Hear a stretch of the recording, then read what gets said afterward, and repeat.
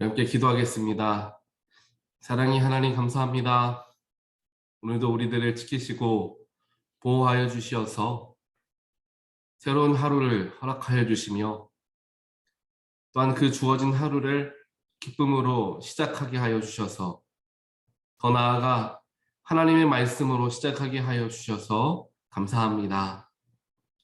언제나 우리 마음속에 주님을 향한 감격과 주님을 향한 기쁨과 또한 주님 주시는 화평이 넘치게 되기를 간절히 원합니다.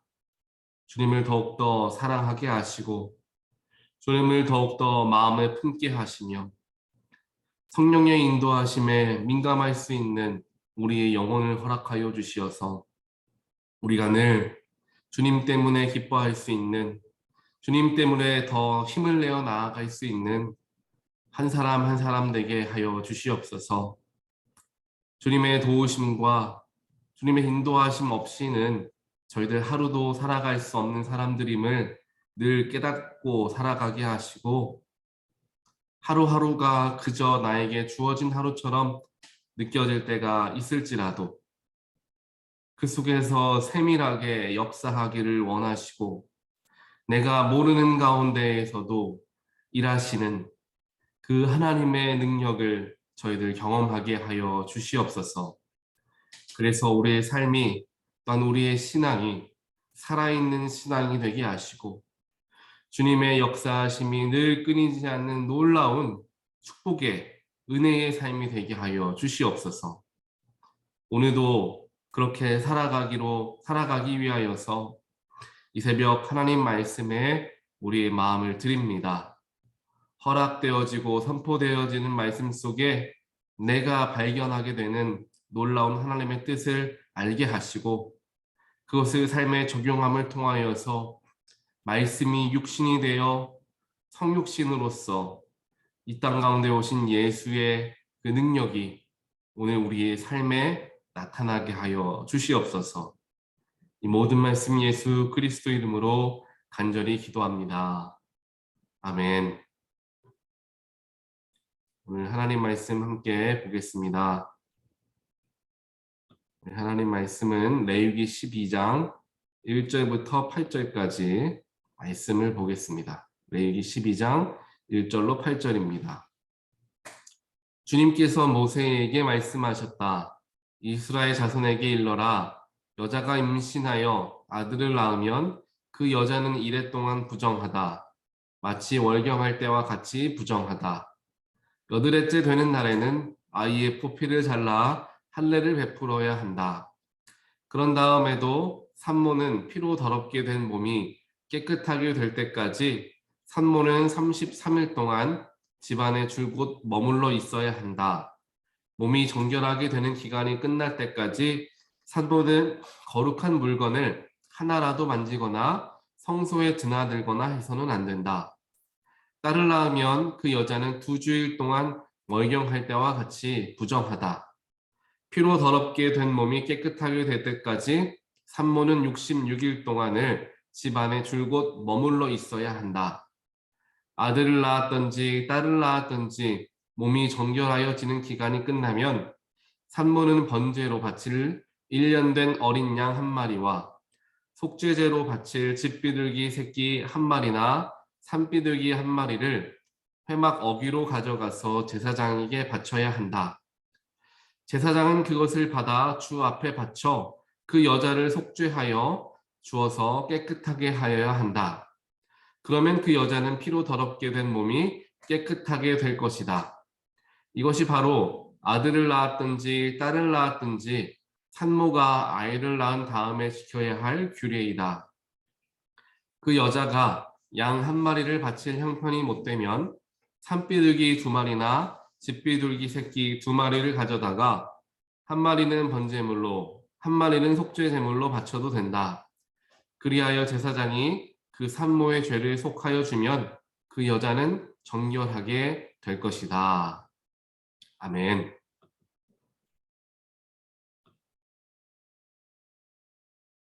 오늘 우리는 함께 레위기 12장 말씀을 보게 됩니다. 특별하게 레위기 12장 말씀 오늘 우리가 읽었던 1절부터 8절까지의 말씀을 보면은 이제 여자가 아이를 낳게 되었을 때에 어떠한 일을 해야 하는가에 대하여서 이제 이야기를 자세하게 하고 있습니다.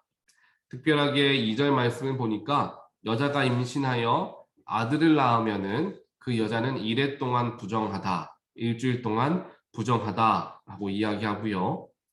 또한 정결하게 될 때까지 33일 동안 집에 머물러야 한다라고 이야기합니다. 그리고 딸을 낳으면은 이제 33일이 아니라 이번에는 66일 동안 집에 머물러 있어야 하여서 정결함이 얻어질 때까지 집에 있어야 한다라는 이야기를 하고 있습니다. 오늘 이 말씀을 우리가 함께 보면서 여자가 아이들을 낳는 것만으로도 큰 고생을 하였고 너무도 힘든 일을 겪게 되었는데 그들이 아이를 낳았는데 부정하게 되었다라고 표현되어지는 모습을 보면서 어떻게 이렇게 여자들을 대우해주지 못하는 때가 있었는가라는 생각을 해볼 수가 있을 것입니다. 하지만 오늘 말씀을 조금 더 깊이 들여다보면은 이것이 오히려 여성들을 억압하거나 그들을 차별하는 것이 아니라 오히려 여성들을 더 존중하고 우대해 주기 위하여서 또한 그들의 아이들을 낳는 것에 대한 그러한 큰 일을 한 것에 대하여서 더욱더 쉴 수 있는 시간을 허락하여 주기 위하여서 율법으로 만들게 되었다라는 것을 우리는 생각해 볼 수가 있습니다. 결국에 여성들이 아이를 낳자마자 바로 일을 하거나 여러 가지 자신들에게 맡겨진 일들을 하다 보면 그 당시에는 의료가 의학적으로 많은 것들이 발달되어 있지 못했기 때문에 아이를 낳고 나서도 깨끗하고 충분하게 휴식을 갖지 못하는 일들이 많았습니다. 그러다 보니까 산모가 아이를 낳다가 죽기도 하고 낳고 나서 잘 회복되지 못해서 큰 몸에 질병이 생긴다라든지 또한 죽게 되는 일들이 많이 있었다라고 합니다. 그렇기 때문에 오히려 잘 휴식을 취해야 하는데 아이를 낳는 것만으로도 물론 아들을 낳았으면 너무나 좋았겠죠. 하지만 딸을 낳으면은 그 당시에도 마찬가지로 이제 시부모님이라든지 가족들에게 얼굴을 들기가 좀 어려웠을 때가 바로 이때였습니다. 그래서 아들을 낳았을 때에는 33일 동안 집에 머무르며 쉬도록 이제 하였고요. 딸을 낳게 되었을 때에는 그것보다 2배로 66일 동안을 머물게 하면서 쉴 수 있도록 이 66일은 이제 육신의 쉼도 얻을 수 있겠지만 마음의 쉼도 얻을 수 있는 그런 배려가 담겨져 있는 것을 우리가 보게 된다는 것입니다. 오늘 말씀 속에서 하나님께서는 결국에 이 아이들을 출산한 여성들에 대하여서 더욱 그들을 돌보기를 원하셨고 또한 그것을 율법으로 정하여 놓음을 통하여서 누구도 함부로 하지 못하도록 아이를 낳고 바로 일해라 집안일이 쌓여 있으니 얼른 일을 하여라 라고 이야기하는 것이 아니라 충분히 쉬고 또한 충분히 마음을 또 추스린 후에 일상으로 돌아올 수 있도록 이제 하게 된 것입니다. 오늘 이 말씀을 우리의 삶에 우리는 적용해 볼 수 있습니다. 오늘 말씀 속에서 하나님께서 특별하게 바라보기를 원하시는 사람들은 연약한 가운데 있는 자들, 또한 힘든 가운데 있는 사람들, 또한 사회적 약자들을 하나님께서 더욱 신경 쓰시고 또한 마음 쓰시는 모습이 오늘 말씀에 담겨져 있고요. 또 오늘 말씀뿐만 아니라 성경 전체를 보면은 수많은 약한 사람들 또한 억압받기 쉬운 그러한 연약한 사람들을 많이 돌보기 위한 율법들과 또한 이야기들이 적혀져 있는 것을 성경 곳곳에서 우리는 발견할 수 있습니다. 결국 하나님께서 우리에게 오늘 말씀을 통하여서 이야기하고 싶으신 말씀이 바로 이것인 것입니다. 즉 하나님의 마음, 하나님의 눈길은 연약한 가운데 있는 자들, 또한 사회적으로 혹은 여러 가지 부분 속에서 억압받는 사람들에게 집중되어져 있다라는 것을 우리는 오늘 말씀을 통하여서 생각해 볼 수 있습니다. 또한 어려움과 또한 힘든 가운데 있는 사람들에게 하나님께서 더 마음을 쓰시고 그들을 더욱더 위로하기를 원하신다라는 것을 또한 발견할 수가 있게 되는 것입니다. 어려운 중에 있으시다면, 힘든 중에 있으시다면 오히려 그때가 하나님께서 더 우리를 바라보시고 더 하나님께서 우리와 가까이 하시는 때라는 사실을 꼭 기억하시는 모든 분들 되시기를 주님의 이름으로 간절히 축원드립니다. 삶을 살아가다 보면 오늘 말씀에 기록되어 있는 것과 같이 그 여인이 아들을 낳을 수도 있었겠지만 안타깝게 딸을 낳을 수도 있었을 것입니다. 이와 같이 몸도 힘들지만 마음까지 어려운 때를 보낼 때가 분명하게 있을 것이죠. 우리의 삶에서. 하지만 하나님께서는 그러한 우리의 마음과 또한 우리의 어려움을 바라보시면서 우리를 위로하기를 원하신다라는 것입니다. 충분히 쉬게 하시고 충분히 회복할 수 있는 시간을 우리에게 허락하여 주십니다. 그를 통하여 회복하게 하시고 그를 통하여 더욱더 하나님께 크게 쓰임받는 사람으로서 우리를 하나님은 세우기를 원하신다라는 것입니다. 그렇기 때문에 우리의 삶에 어려움이 찾아오고 육신의 질병이나 마음의 어려움들이 찾아와서 우리가 고난 가운데 있다라고 여겨질 때 오히려 그때가 하나님께서 우리를 더 관심 있게 바라보시고 돌보시기를 원하시는 때라는 사실을 꼭 기억하시게 되기를 주님의 이름으로 간절히 축원드립니다.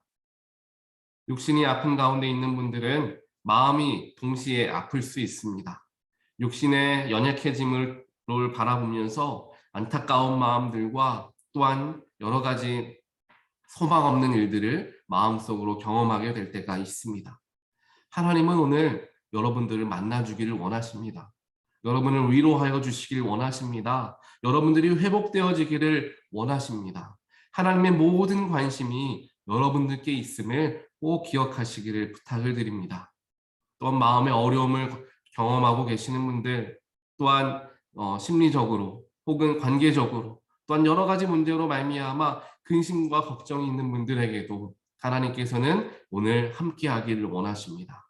더욱더 바라보시고 충분한 시간을 허락하여 주시며 회복하게 하시는 그 하나님의 돌보심이 오늘 말씀을 통하여 우리에게 주어졌음을 꼭 기억하기를 간절히 소원합니다.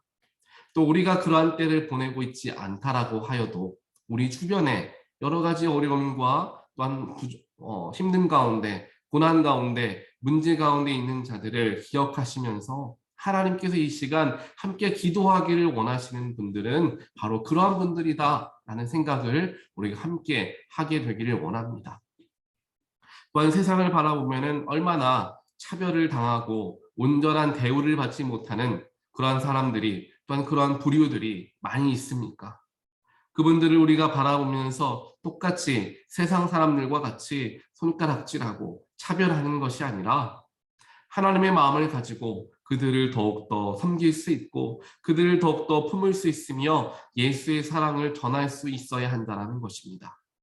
오늘 이 말씀을 통하여서 하나님은 하나님의 마음을 우리가 깨닫게 되기를 원하시고요.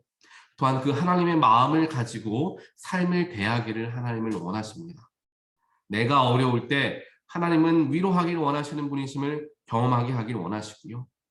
또 내 주변에 내 타인의 어려움을 경험하게 되었을 때 하나님의 마음으로 그들을 위로하기를 하나님은 원하신다라는 것입니다.